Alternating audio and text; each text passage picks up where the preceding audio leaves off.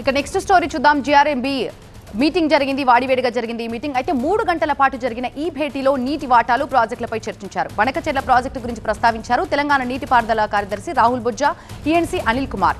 Member సెక్రటరీకి కనీస సమాచారం ఇవ్వకపోతే ఎలా అని ప్రశ్నించారు రాహుల్ బొజ్జా.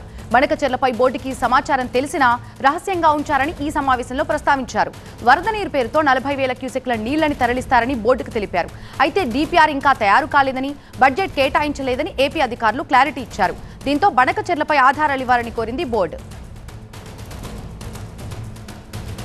పూర్తి అప్డేట్స్ మా సీనియర్ కరెస్పాండెంట్ ప్రభాకర్ అందిస్తారు. ప్రభాకర్, జిఆర్ఎంబి సమావేశం చాలా వాడివేడిగా సాగినట్టు తెలుస్తుంది. 3 గంటల పాటు జరిగినటువంటి ఈ భేటీలో ప్రధానంగా ఏ అంశాలపై ఫోకస్ చేశారు?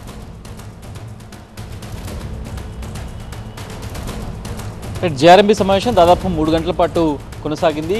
చాలా హీటెడ్ ఆర్గ్యుమెంట్స్ అయ్యాయని చెప్పాలి. అటు ఏపీ ఈఎన్సీతో పాటుగా తెలంగాణ ఈఎన్సీ, అట్లాగే Telangana irrigation principal secretary Rahul Bojja బనకచెర్లకు సంబంధించి ప్రధాన అంశంగా తీసుకున్నారు ఈరోజు జిఆర్ఎంబి బోర్డులో. బనకచెర్లకు సంబంధించి ఏపీ ప్రభుత్వం వైపు ప్రాజెక్టు మొత్తాన్ని స్టార్ట్ చేసింది, ఇప్పటికే పనులు కొనసాగుతున్నాయని తెలంగాణ వాదిస్తే ఏపీ మాత్రం అది కేవలం ప్రపోజల్ స్టేజ్లోనే ఉంది అంటూ ఏపీ దాన్ని కప్పిపుచ్చే ప్రయత్నం చేసింది. దాన్ని ధీటుగా ఎదిరించింది తెలంగాణ సంబంధించిన అధికారులు.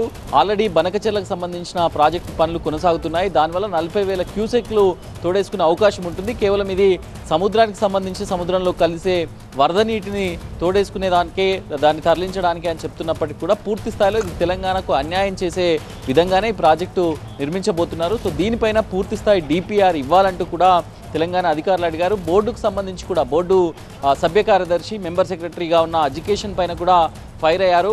దాంట్లో భాగంగానే అసలు ఇప్పటివరకు మీటింగ్ పెట్టినా కూడా మెంబర్ సెక్రటరీ తమ కనీస సమాచారం ఇవ్వట్లేదు, మీటింగ్ ఎప్పుడు అనేది చెప్పట్లేదు. ఇదివరకు 4-5 టైమ్స్ మీటింగ్ను క్యాన్సిల్ చేశారు, కావాలని దీన్ని మిస్గైడ్ చేస్తున్నారంటూ మెంబర్ సెక్రటరీ పైన కూడా తెలంగాణ అధికారులు ఫైర్ అయ్యారు. ఇక తెలంగాణ అధికారులు ఇరిగేషన్కి సంబంధించిన కొంతమంది మహిళా ఉద్యోగుల ప్రవర్తన పట్ల కూడా, మహిళా ఉద్యోగులపై ఎడ్యుకేషన్ ప్రవర్తన పట్ల కూడా బోర్డుకు తెలంగాణ అధికారులు కంప్లైంట్ చేశారు. రాహుల్ బొజ్జా కానివ్వండి, లేకపోతే ఈఎన్సీ అనిల్ కుమార్ కానీ పూర్తిస్థాయిలో కంప్లైంట్ చేశారు. సో ఈయన చాలా దురుసుగా ప్రవర్తిస్తున్నారు మహిళా ఉద్యోగులతో. దీనిపైన కమిటీ వేయాలని కూడా నిర్ణయించారు. కమిటీలో 2 సీఈలతో పాటుగా ఒక మెంబర్ని కూడా, అది కేఆర్ఎంఈ నుంచి అయినా పర్లేదు, లేకపోతే సిడబ్ల్యూసీ నుంచి అయినా పర్లేదు, ఒక మెంబర్ని కూడా పెట్టాలి. సో ఇది చాలా ఇబ్బందికరంగా ఉంది అంటూ ప్రస్తావించారు. సో బనకచెర్లకు సంబంధించి అయితే బనకచెర్ల పూర్తి స్థాయి డిపిఆర్ ఇవ్వాలి. ఇప్పటికే ఇక తెలంగాణ ప్రాజెక్టులకు సంబంధించి పూర్తి స్థాయి అన్ని డిపిఆర్లు ఇచ్చినప్పటికీ కూడా ఏపీకి సంబంధించిన 4 నుంచి 5 ప్రాజెక్టుల డిపిఆర్లు ఇప్పటివరకు ఇవ్వకపోవడం పైన కూడా తెలంగాణ అసంతృప్తి వ్యక్తం చేసింది. సో దీనిపైన పూర్తి వివరాలను అందించాలంటూ కూడా తెలంగాణ డిమాండ్ చేసింది. Right, thank you Prabhakar.